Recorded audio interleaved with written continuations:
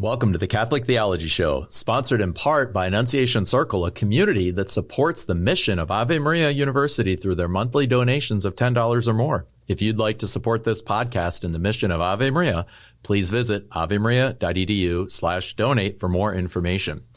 I'm your host, Michael Dauphinais, and today I am joined by Father James Dominic Brent, Dominican with the Dominican House of Studies in D.C., welcome to the show, Father. It's great to be here, Michael. Thanks for the invitation. Yeah, and many of our listeners and viewers may be familiar with you. You've given lots of talks for the Thomistic Institute with Aquinas 101, in addition to having graduate degrees in philosophy and earning a PhD in philosophy from St. Louis.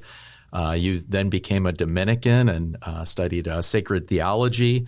So you both taught philosophy and theology? I teach a little bit of theology, but mostly philosophy. Mostly philosophy. And you've also been active, I think, for about the last decade with the Fellowship of Catholic University Students, FOCUS, and also the Thomistic Institute. So both teaching and spiritually mentoring, college students and missionaries to college students outside the classroom. Yeah, that's right. A lot of itinerant preaching, traveling around, giving talks and retreats all over the country. Yeah, so it's really kind of wonderful to see that. And so I thought, hey, if you are both an evangelizing Dominican and one who's deeply rooted in the perennial philosophy, right? The ability of human reason to come to reflect upon the mysteries of faith and the mysteries of creation. That's right. Right. And so I wanted to kind of talk to you a little bit about, and I was excited to hear that you taught a course on the philosophy of Pope John Paul II, Caro Wojtyla. And this podcast was launched on the Feast of John Paul II, October 22nd, 2022. And I was thinking in some ways, what is it about the new evangelization in a way that needs a new philosophy? Now, that's not technically a new philosophy, right? Just like the new evangelization is the old evangelization, but renewed. And so what is it about our age that in order to evangelize, in order for people to encounter the gospel fully, somehow we need to set aside some of the predominant patterns and beliefs of contemporary philosophy in order to come back to a richer philosophy. And I think this is what John Paul II really, talks a lot about in Fides et Ratio, but it's really kind of the story of your life. So could you just talk a little bit about that? Sure. So it might make some people nervous to hear the expression new philosophy, especially those who are accustomed to thinking within the tradition of the church, because it's always been the church's sense of things that there's one true philosophy. I mean, you can see this in Augustine's text against the academics, Contra Academicos, where at the end, he says there's basically one true philosophy, and different philosophical schools down through history are closer or farther from it in their articulations, in their defense of this wisdom, which is that's accessible to human reason. And human beings at different times and places in history reach it or access it and communicate it, express it more or less. And that wisdom is what it is. There's something unchanging about truth, certainly the truth that we access philosophically. And so when we start to talk about new philosophy, it might smack some people as saying, because we're in a new historical epoch, the philosophy or philosophies of days gone by are no longer true or valid, and we need to find a new one. That's not how the church thinks about these things. It's certainly not how John Paul II thought about these things. When we talk about philosophy, we want to connect up with this perennial wisdom which is handed on. John Paul II calls it philosophy according to the perennial tradition. Yeah. And that it's the understanding that there is a wisdom that is what it is, that's accessible to human reason, at least to some extent, depending upon people's abilities, measure of intelligence, time, devotion to study, these kinds of things. But the true wisdom is what it is, and we can access it more or less. And according to this true wisdom, or the philosophy and the perennial tradition, it's possible for human beings, by the light of reason that's been given to us by God, to know certain substantive, deep, true, important things. The existence of God, for example, the immortality of the human soul, the capacity of the human being to know certain basic moral truths is very important, that all human beings, regardless of their time and place in culture, history, legal systems, there's certain moral truths that everyone knows or could know. We could reasonably expect everyone to know them. That's an important part of perennial philosophy, to be able to demonstrate that and also articulate what some of those moral truths are. That's philosophy in the perennial tradition. Now, if there is a need for a new philosophy, it's not so much that the perennial philosophy needs to it can't become new. It just is what it is. What's needed is a renewal, I would say, of the manner in which human beings practice philosophy in the contemporary circumstances. Because in the contemporary circumstances, it's often not thought to be the case that human reason has this capacity to demonstrate the existence of God, the immortality of the human soul, the basics of the moral law, or a common moral code for the human race, or anything like that.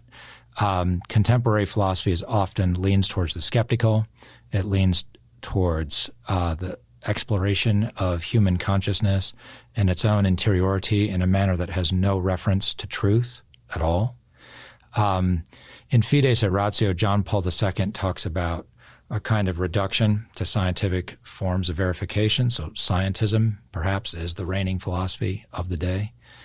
So he talks about the need to overcome that, to demonstrate that human reason has the capacity to go beyond the empirical or just the empirically verifiable, and to rise up to certain eternal truths, we might say.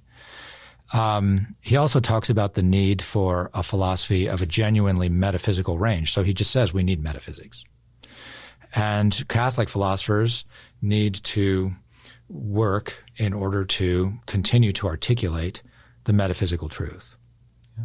And in that sense, the philosophy in the perennial tradition needs to be renewed amongst us. That's how I would state it, instead of calling for a new philosophy or something. It's a great way of putting it. Yes, we need to bring back the old. So right, exactly. Yeah. But the old isn't old because it's ever new. That's right. It's ever new. And maybe for listeners who may be used to the word, and they're used to hearing the word, but they're not quite sure what it means. How would you unpack metaphysics? So we need philosophy that has a genuinely metaphysical range. That's what has to see beyond the phenomena, as John Paul II says, to the foundation, right?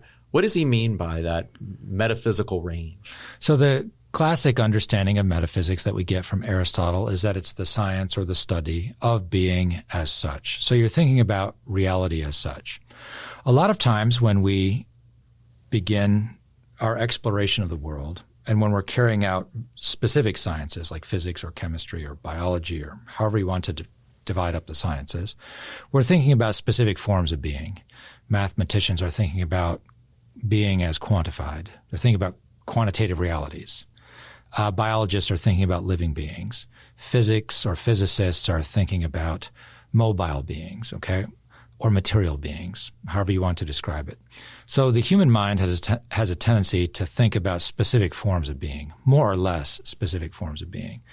So what are the features that quantified or quantifiable beings have because of their quantity? That's mathematics. What are the features that physical beings have, or material beings, or mobile beings, because they're physical or mobile? That's going to be physics. But what happens is, after we complete a series of specific sciences, we can step back and ask a more radical question. We can ask the question, what are the features that beings have, not because they're quantified, or because they're physical or mutable, but just because they are?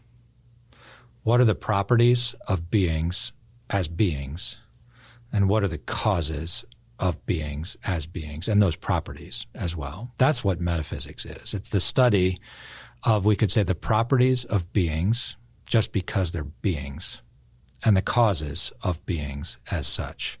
That's an abstract way of putting it, but that's the nature of metaphysics. You're asking the most abstract questions human beings could ask, but you're also, at the end of the day, still talking about actual beings, which we're familiar with in our experience. Yeah, and getting to that idea that that the existence that I have, the existence I discover in other things, is almost deeper than the particular mode. Like my cat is a cat. Right. Thankfully, I don't have cats. Sorry for cat lovers. But anyway, a cat is a cat. But the cat's being, in a certain sense, is more than I can measure. It's somehow the very beingness of the cat that kind of makes it like alive and a thing and real. Yeah. And so that sense in which kind of if reality then is more than just what I can see and touch, then of course I'm going to have to find a cause of that reality, right, that is more than I can see and touch, which, Aquinas says we call God. That's right. One of the things that drives metaphysics, or you could say arguably opens up the whole subject matter, is the discovery that there are immaterial beings. So there are beings that exist, but they're not physical. So to be is not the same as to be material. Once we make that judgment that to be is not the same as to be material, there are immaterial beings, then we are in a position to say, or to ask the question, what are the features that all beings as such have, not because they're material or not because they're immaterial, but just because they are? And to maybe fill it out a little bit, the properties of being as such are traditionally listed as the transcendentals, right? So one, true, good. So all beings are true just because they are. That holds for cats and dogs. It also holds for the angels. Cats and dogs are material. Angels are immaterial. But regardless of whether a being is material or immaterial, we know the being is true, at least in some respects, in some ways. We know the being is good in some respects and in some ways. So those would be, the transcendentals would be the properties of beings as beings. And then if we can start to ask, well, why are beings true? Why are beings good? Then we go in search of causes for those. Another thing we can discover in metaphysics is that each being has not only its existence, but also its essence, what it is. So there are no beings. You'll never find an instance of a being, whether it be material or immaterial, you'll never find an instance of a being that has no whatness, no essence. There's no answer to the question, what is it? You'll never find such a being. Every being has an essence, okay? Also, every being has its own active existence as well. And the complete being of each thing is going to be both, what it is and that it is, in a unified composite being. That's when we're talking about, of course, finite beings less than God. And then when we rise up through our consideration of finite beings less than God, we can rise up to the existence of God. We can start to consider ways in which he differs from finite composite beings. And that's when it really is very rewarding. Yeah. So would you tell listeners or viewers a little bit about your own story?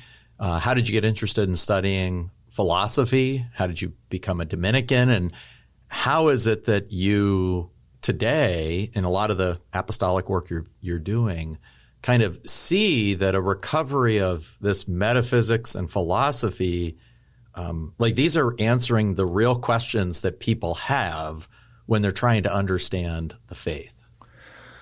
So I started to study philosophy right when I got to college, when I was a freshman. I took an intro to philosophy class and immediately fell in love with it. I was like, this is for me. This is what I need to study. So I signed up to become a philosophy major almost instantly and continued to study it ever since.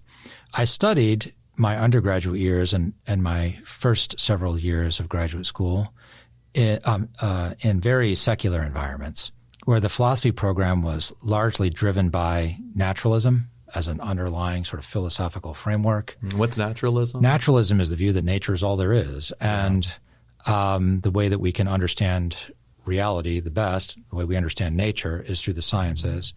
And philosophy has little to do in terms of discovering, making substantive discoveries. What it can do is linguistic and conceptual analysis. So I was sort of raised in the analytic tradition of philosophy and learned both its strengths but also its great weaknesses, I think. And was raised on that and studied that for a number of years. Now, also by the grace of God or by the providence of God, I was able to get a good sweep of the history of philosophy and able to study the history of philosophy in chronological order and be introduced to all the major thinkers and their major problematics and how one leads to the next and the solutions that each one is trying to come up with for problems posed by previous thinkers. And when you study the history of philosophy that way, it really does help to explain how we got into the situation we're in as a culture. And it has been, over the course of the last 5 to 7 centuries or so, the story of the gradual rise and ascendancy of a naturalistic, nominalistic, mechanistic or reductionistic, relativistic, and skeptical philosophy. Yeah. So what passes under the name of philosophy in a lot of contemporary secular universities is this package of naturalistic, nominalistic, mechanistic views. And philosophy, as it's done in the perennial tradition, which understands that there are natures and there are final causes, and the consideration of beings around us can lead to an understanding of the existence of God and the immortality of the soul, what has sometimes been called the old metaphysics, that's largely unknown and unstudied in many places. It's almost considered passé, or there's just it's not a serious contender in contemporary philosophical discussions. Now, fortunately, over the last several decades, that's been changing because there have been a number of prominent Christians and prominent Thomists who have taken the philosophy of St. Thomas to the streets, so to speak, and made a case for Thomism or the principles of St. Thomas in the secular sphere, but it's still far and away a minority kind of view. So that's where the culture is at, and that's where the contemporary sort of philosophical scene is at. But what we've been discovering is that when we take the perennial truth, which is what it is and has been articulated to no small extent by St. Thomas, and make that available to people, there's a hunger for it, and it responds to something very deep in the human spirit, which is the natural inclination to understand the truth, the natural inclination for beatitude. And that human beings want that by nature, and we don't need to listen to or be encumbered by a kind of rhetoric that has come out of existentialism, which is that if you want truth, if you want certitude, if you want wisdom, there's something wrong with you. You can't accept the bleakness of reality. You can't accept the meaninglessness. That kind of philosophy is like a false asceticism. It's like the asceticism of an atheist. They sort of mock Christianity for its asceticism, but then they have a much more harsh asceticism, one that actually denies the authentic inclinations of human nature, which are the inclinations for truth, for eternal truth, and for beatitude. You can't have that. Yeah, really, for love. Right. Right. And what kind of person doesn't want that at least human love? Yeah. That to be loved and to love. Right. Right. To be accepted and to accept. Right. And that is not really possible under a mechanistic, reductionistic worldview. I mean, in part, even in my own story, I was an atheist. I was a committed Nietzschean Marxist in many ways when I was studying, engineering and philosophy at Duke University. And it was really the experience of human love that began to say, wait a second, that doesn't make my worldview, you can't really have that. Right. There can't be a moral communion that's good, beautiful, and true. If there is, ultimately that has to come not from below, from animal appetites and dirt and matter and collision and conflict, but it must come from above, right? From a God who has filled the earth with beauty, order, and goodness. Because I don't see beauty and order and goodness often in the world. So where does it come from? Well, it comes from God, right? And that was part of my own journey. And again, I think people have to kind of, but the problem is I think it's also the case that we've had so many centuries of this strong empiricism. You can only know what you can touch, right? And this kind of nominalism. There are no natures. There are only individually existing things that people kind of just, they doubt their own experience of themselves and others. They still want to somehow say that other people matter.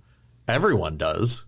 And yet you can only really affirm that matter matters, that other people matter when you affirm this classical philosophical tradition. Yeah, a couple of things to say about that. With this sort of hard naturalism, there has developed corresponding a kind of hermeneutics of suspicion. You mentioned it briefly when you said doubting yourself and doubting other people. Yeah. If you really think that there is no God, it's all just matter, everything is reducible to causes that act in a violent manner because it's not, natural agency in Aristotle's sense. There's no final causes in Aristotle's sense. And there's just forces at work with this inert kind of pointless matter and think everything comes about either by law or by chance. If that's your basic view of the world, then human beings are worthy of a lot of suspicion. And you have the hermeneutics of suspicion. What is it that's ultimately motivating people? The people, your interlocutors. And, Nietzschean suspicion has really come to dominate that people cannot be accepted at face value. Their words cannot be accepted at face value. Their statements cannot be accepted at face value. There's always an ulterior motive lurking behind all of that. And what we need to do is spend our time on, unmasking the ulterior motives, the will to power that's lurking behind all truth claims, all claims to rationality, all claims to moral normativity, or anything like that. That all needs to be unmasked. And so if you're living in a kind of hermeneutics of suspicion, relationships, friendships, romance, communio is not possible, really. Yeah. So it goes together, I think. Absolutely. Now, speaking of that, the second part of the question was, how did you become a Dominican then? Well, what happened was when I got to graduate school, I had kind of come fresh off of a conversion for many years, kind of wandering as an agnostic.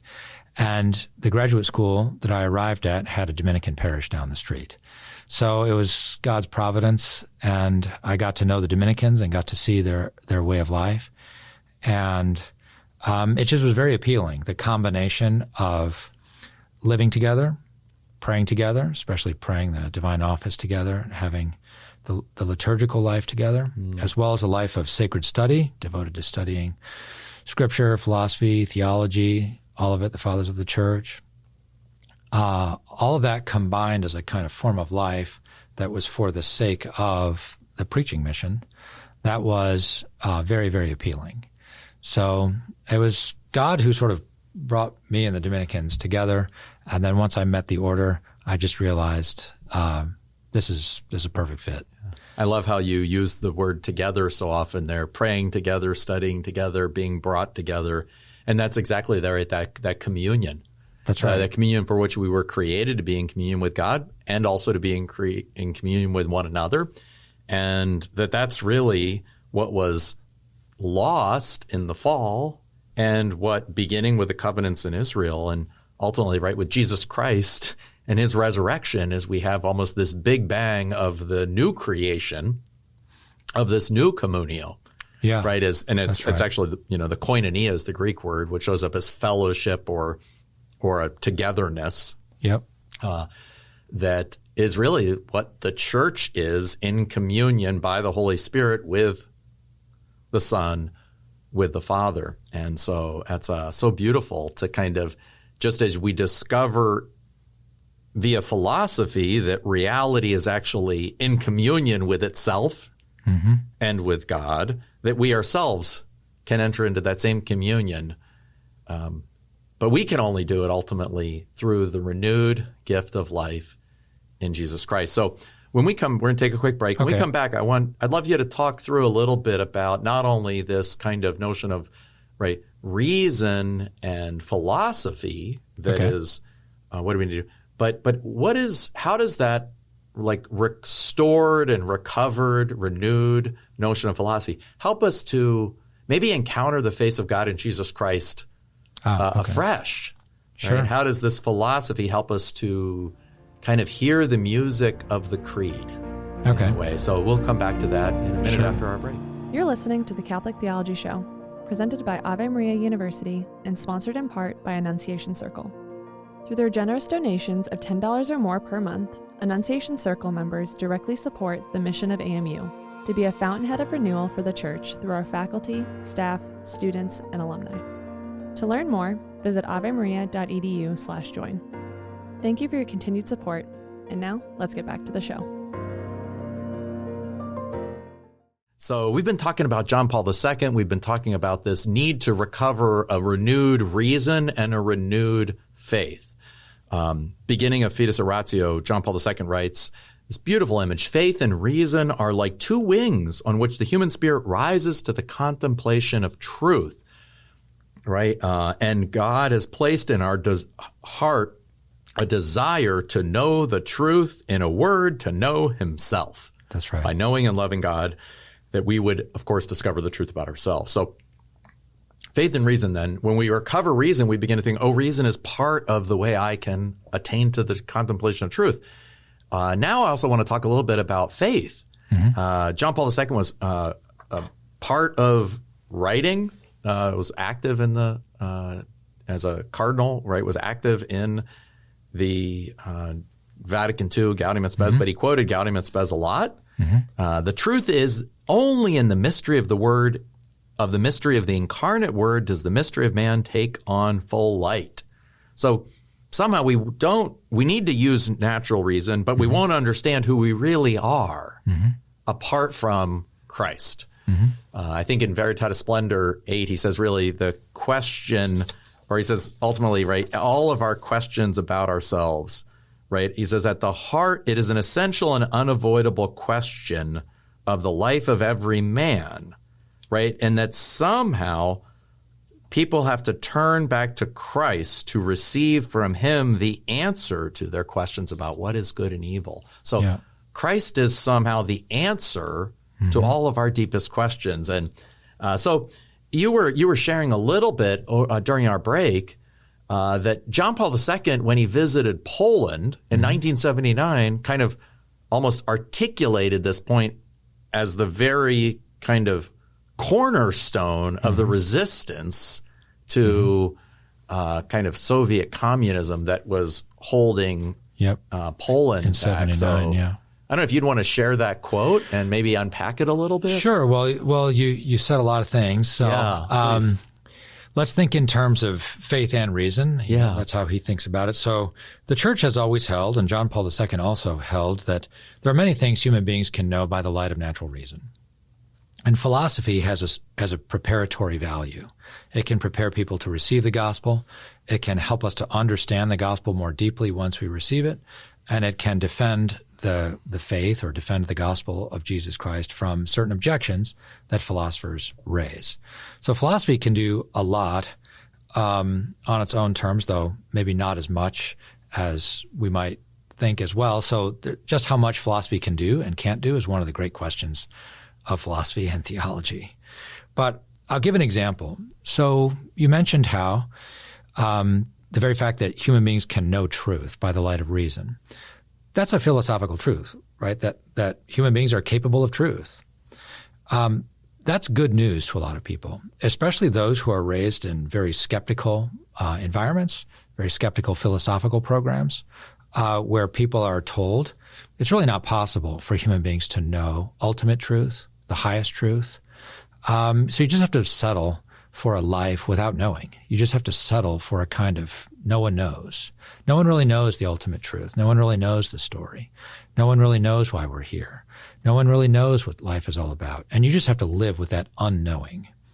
And there's something false and unhuman, anti-human about that. So the very fact that we can know truth, like when people say there is truth, and it's possible for you and me to know the truth, that it comes as good news to the human spirit. Just because we're human, we want to know the truth, and we're programmed for the truth. All human beings by nature desire to understand. So we need to say that. Just telling philosophical truths is already a kind of evangelical exercise. I'll give you an example that comes, very concrete example from the Thomistic Institute. I put together a video for Aquinas 101. I think it's Thomistic Epistemology. And in this video, I give examples of truths that human beings can know by the light of natural reason. And one of these truths is simply the statement, there is truth. It's a very old philosophical exercise to demonstrate that the denial of this proposition, the statement there is no truth, is incoherent, it's self-contradictory. So we know that there is truth. And I just say this in the video, there is truth. And lo and behold, not long later, I get an email from a woman who had been watching the video, and she said that when she was watching it and heard this statement, there is truth, it impacted her with great power, and it really changed her life. She had fallen away from the Catholic faith. She had gotten involved in Buddhism and was, playing around with esoteric stuff in the Far Eastern world, and she had become deeply immersed in that. And her life and her world had grown darker and darker and darker. But she happened across this video, and she just heard the statement, there is truth. And there's something about that statement cut through a lot of the confusion that she had entered into. And it really started to bring her out of this. So, and then she went on and came back to the practice of the faith. But I thought it was so fascinating because here you have a truth that's, properly speaking, a philosophical truth. It's a truth of the philosophical order, but it had a massive evangelical impact on this woman. Yeah. And it was a great example, actually, I think, of like the interior teacher, or how special illuminations can work together with the light of reason to lead a person back to the church or into the church or to Christ. So that's an example of philosophy or philosophical truth preparing the way for the gospel. Okay. Yeah. And really the gospel is a series of statements about who Jesus is and what he's done. And if statements cannot be veridical or true, right. Then, and if that's the overall, if that's kind of like the it's almost like you have that's the air that people breathe today, then when you grow up and you hear these creedal statements and then you learn, we don't believe in statements anymore. And you're like, no, we live in an age that's deeply confused. Right, exactly. And so when we rediscover, no, truth exists. There's truth. And there is truth, that's right. Which then allows Jesus as Lord to be either true or false. Exactly. But not irrelevant to me. Right. And if it's true, right, then it means everything. That's right. Exactly. So philosophy can discover a lot, and it can lead people a certain measure of the way towards faith. So there is truth. It's possible for human beings to know it. There's an ultimate beatitude. You're in search of it. This belongs to your very nature, and there's no need to deny it. There's no good arguments for denying these things. Just learning this much already leads a person to start asking, okay, well, what is the truth? What is the ultimate truth? And what is beatitude? And where is it to be found? And then we can reply with the gospel and say it's to be found in Jesus Christ. He is the truth incarnate in the flesh. And in fact, there's many things that he has revealed to us that philosophy could not figure out or come to understand. And that's what John Paul II really thinks we need to emphasize, that the whole truth about human beings, that's an expression he uses a lot, the whole truth about man. The whole truth about man cannot be discovered philosophically. Philosophy can discover part of the truth, and an important and critical part of the story, but it cannot tell us the whole truth about man. In order to know the whole truth about man, we need the revelation that comes to us in Christ.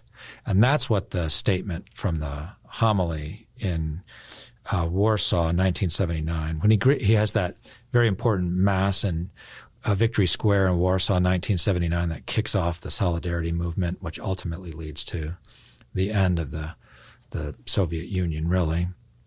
In that Mass, in that homily, he gives a very succinct statement about what Christ reveals to us about man. Here's what he says. He says, "Man cannot be fully understood without Christ. Or rather, man is incapable of understanding himself fully without Christ. He cannot understand who he is, nor what his true dignity is, nor what his vocation is, nor what his final end is. He cannot understand any of this without Christ." Yeah. I love that because it's a very succinct list of the things we need Christ in order to understand. So he says he cannot understand who man is.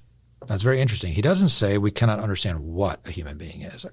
John Paul II obviously thinks we can know something of the essence of human beings. We can know something of human nature philosophically. We can know man as a rational animal. We can know certain truths about the moral order. But who man is, like our identity, we can't know that, okay? Even the very claim that man is not just something but someone, like the human race is like called to somehow be someone in particular. That's very mysterious philosophically. But we can come to understand who man is. So who is man? At the end of the day, in the last analysis, Jesus Christ is the paradigm and the exemplar, and every human being is called to become him or to participate in his life. We can't know that philosophically. Only Christ can reveal that to us. And so we cannot know our vocation without Christ revealing it to us. He reveals to us ultimately what God created us for. God created us not simply to live on this earth, nor simply to live as a separated soul, in an afterlife, in a kind of Greek afterlife, or a pagan understanding of the afterlife. No, he created us to participate in the very life of his incarnate Son, Jesus Christ. We couldn't know that. We could only know that from Christ. We couldn't know that philosophically. So we couldn't know our identity. We couldn't know our vocation. And he also mentions we cannot know the true dignity of man. Like the philosophers couldn't even so much as imagine our dignity. It's not that they couldn't see that we had a higher status or a greater measure of perfection relative to, the animals and plants. That they could see. But they had no idea that God had planned to assume a human nature, and so that in the end, human beings and God would have a common nature. Like we would have our nature in common with God. They had no idea of that. That's our dignity, though, to have a nature in common with God. Like that's incredible to think about. And our final end, eternal life, like to live with that personal familiarity with God and the beatific vision, philosophy cannot fathom that, okay, or propose that that's actually like what we're called to. So these things, our identity, our vocation, our dignity, and our final end in eternal life, philosophy can't tell you that. Only Jesus Christ could tell us that. Only the gospel can tell us that. And what John Paul II is always after in all of his writings is what he calls an adequate anthropology. What he wants is an anthropology that tells us the whole truth about man. So everything that we can know by philosophy and everything that we can know from Christ himself, and we put it together in a total story. Yeah, that's the whole truth. That's such a powerful man. image, and it's you can really see that it works right into the new evangelization to rediscover our vocation, to be children of God with Jesus Christ, our dignity that we've been raised to that, our what is our vocation, our dignity, our identity, yes, to really be in Christ, and then our final end. He saw John Paul II definitely saw Marxism and communism, but also Western naturalism as intentionally opposed to these truths. And so he's continually reproposing them, basically saying your materialist account of reality is not enough to fathom the full grandeur of what God created you and me to be. Yeah. So one thing that I've noticed when I've been, teaching these themes or trying to introduce students to them is kind of the importance of sometimes what I call it's kind of like the doctrine of participation, is that lower truths participate in higher truths without ceasing to be lower truths. Yeah. The world's in communion, in participation, not in conflict or competition. Competition comes from our rebellious wills, but not from the nature of reality. But I think there's something about the modern understanding of natures that thinks that whatever is natural ought to hold all the time. Yeah. And so natures are fundamentally kind of, I don't know, they always happen. So for instance, if it's natural for human beings to speak, then all human beings can speak. Right. And if you find a human being who doesn't speak, then it no longer belongs to human nature. Right. You think a lot about this with terms of man and woman, male and female. If there's some females that are more masculine or some females that are more, females that are more masculine or males that are more feminine, or occasionally without clear genitalia at birth, all of a sudden we don't know if there's a man and a woman. Right. And the classical notion of nature is that which holds for the most part. Yeah. So nature is going to admit of instances where it's not going to always be followed. Yeah. And so we see amidst the kind of chaos and confusion and multiplicity, we see the reality that's a little bit more than. So for instance, talk about marriage. A lot of marriages are unhappy across the globe, right? Marriage is very rarely realized in its true communio. Yeah. This complementarity between man and woman, between the Christ and his church, right? But that's the true nature of marriage that Christ reveals. And what we see are kind of, often imperfect and inadequate instantiations of it.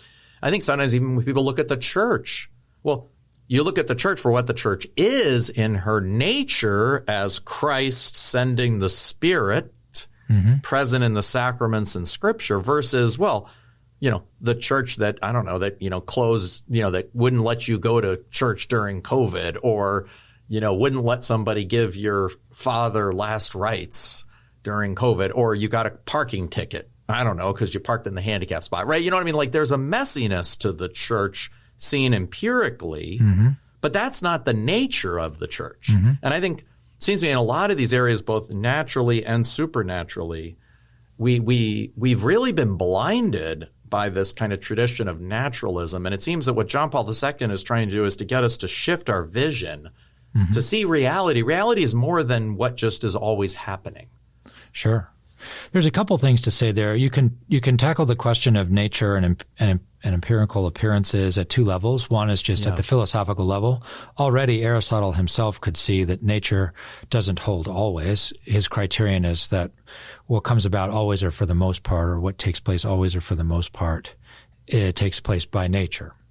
And then there's other passages where he says just from time to time nature has aberrations, or the way he puts it, nature produces a monster. So he's thinking of instances where you might have a fish, fish when they reproduce, for the most part, they reproduce. Healthy, functional fish just kind of like themselves, and they carry on with their activities.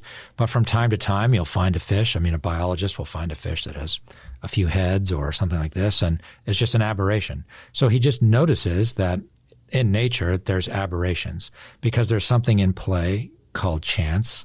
It's an accidental cause, he calls it. And there are chance factors at work in the natural world. So because of chance, there are aberrations. And that's part of the actual order of nature in which we live. So even at the philosophical level, Aristotle could see that this kind of criterion, that whatever happens by nature has to happen universally. Aristotle himself doesn't hold that. That's one level at which you could take it. Now, it's very important when we're thinking about human beings. If we jump to the theological level, you might still say, but let's just say, okay, fine. What happens always or for the most part, that happens by nature. But let's take an example, like always or for the most part, teenage boys talk back to their parents at some point or another. So you might say, well, it's just natural. Well, not necessarily. Because when we're thinking about human beings, what we don't know philosophically, but what we do know, thanks to the revelation given to us in Christ, is that human beings are fallen.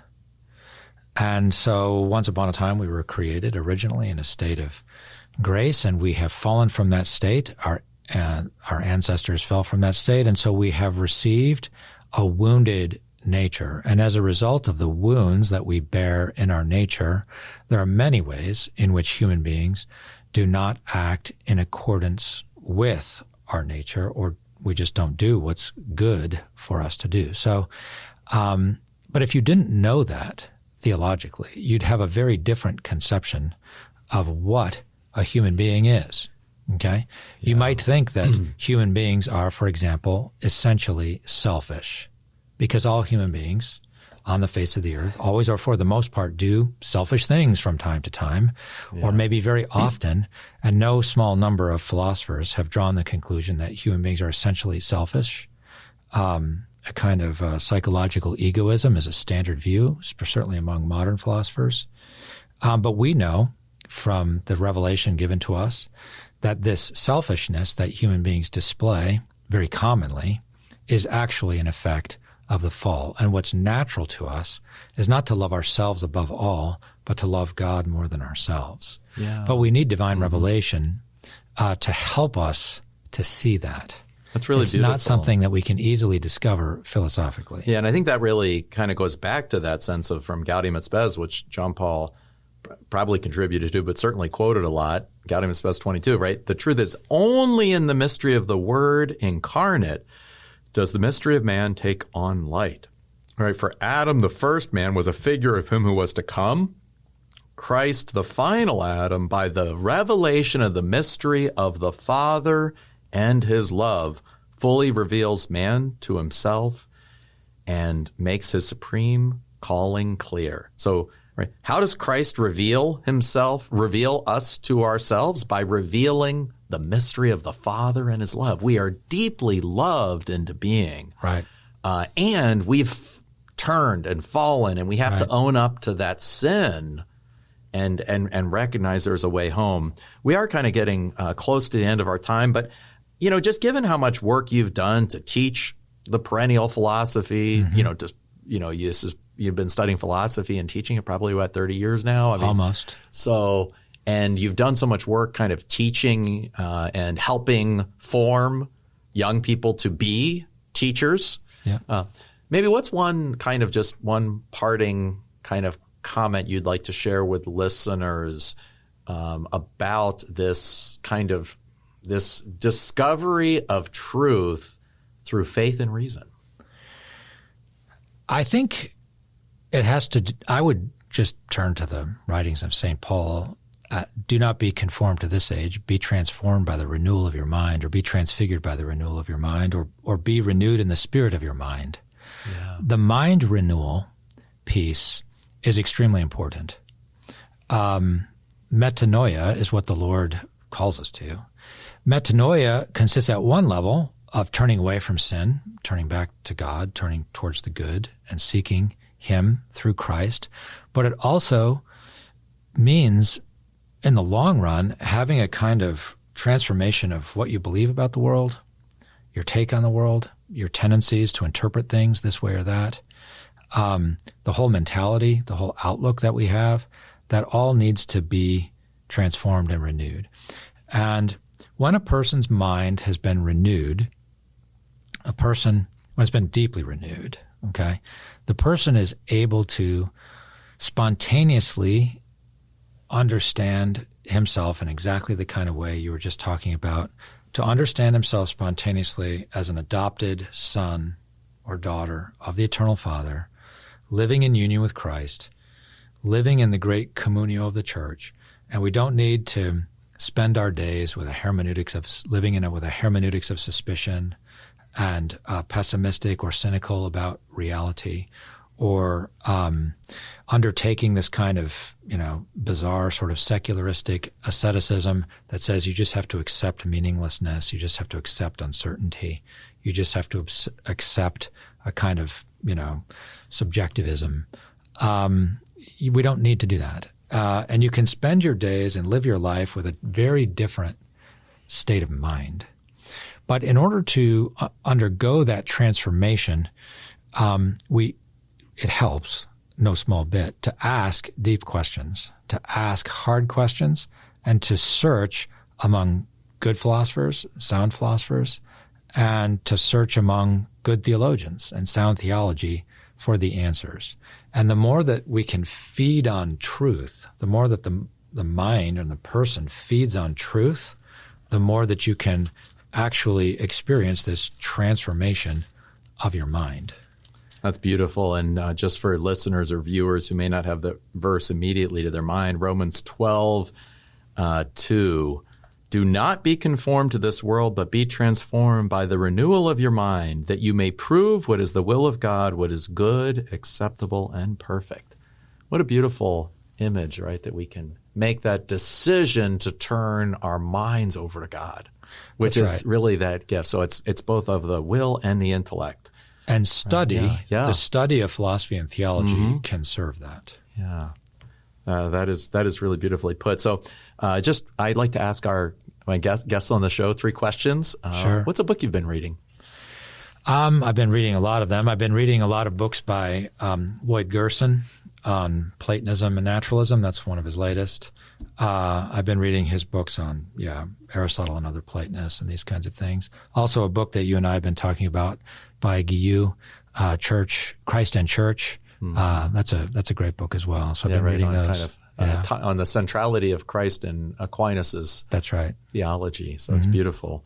And obviously you're Dominican, you have lots of spiritual practices, but just maybe what's one practice you might want to share with our audience that helps you find, meaning and purpose? I think the best thing people can do after the liturgy of the church is pray the rosary. I think that we really need to be praying the rosary for God to send the Spirit of truth upon the world, to illuminate people's minds, because I don't know, the amount of confusion out there seems to be rather overwhelming. Well, maybe one tip on how to pray the rosary more mindfully? Or? Yeah, you could slow it down is basically the best thing, I think. And John Paul II actually has some very good tips on praying the rosary in Rosarium Virginis Mariae, his letter on that. Yeah. But one thing he recommends is, when you say the rosary, actually take the time to announce the mystery and then pause before you go into the Our Father and Hail Mary, and just remember the scenes from the scriptures, So if you're meditating on, the Passion of the Lord, just remember, or the crucifixion of the Lord, try to remember some of the elements of that scene and just hold them in mind before you start in on the Our Fathers and Hail Marys, and just something like that can make it very rich. Right, and in some ways that is partly how we go about not conforming our mind to this world, but be transformed by the renewal, by consideration of these mysteries of, the creedal mysteries of Christ's, life, death, and resurrection, and the saving work that he has done. And then finally, what's a belief you held about God that you discovered was false? And what was the truth you discovered? I think one of the things that I've thought about quite a bit is what we might call the order of the divine attributes. So there's many attributes of God that we talk about. God is love, God is joy, peace, power. God is all-knowing, God is, wise, all that. So I wrestled for a long time with the idea of the order of the attributes. Like, is there one that comes first and that accounts for the others and this sort of thing? And actually I was reading John Paul II's Dives in Misericordia, his encyclical on the mercy of the Father, where he says in there, if we consider God in himself, there is no order of the attributes. All of the attributes of God coincide in his simple plenitude. Yes. Okay? But it's in our minds that the order of the attributes can make a difference. And so the whole question of the order of the attributes is more about our account of God than about God in himself. That was quite an insight. And in that sense, that's part where, for us, we have to think about the mercy of God first. That's what he says. Right, because if we don't think about that first, we'll get confused if we think about the justice of God, right? Because we won't understand, how that it's in God's justice that he bestows us mercy because they're all one in him. We will often, right? So therefore we have to Right. kind of have that element and John Paul II, right, emphasize divine mercy, Divine Mercy Sunday. And, you see that so much in, Therese of Lisieux, Faustina. Certainly that's what John Paul II seems to think.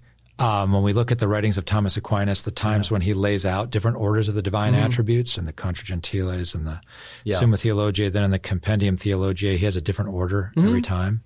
So there doesn't seem to be one normative order.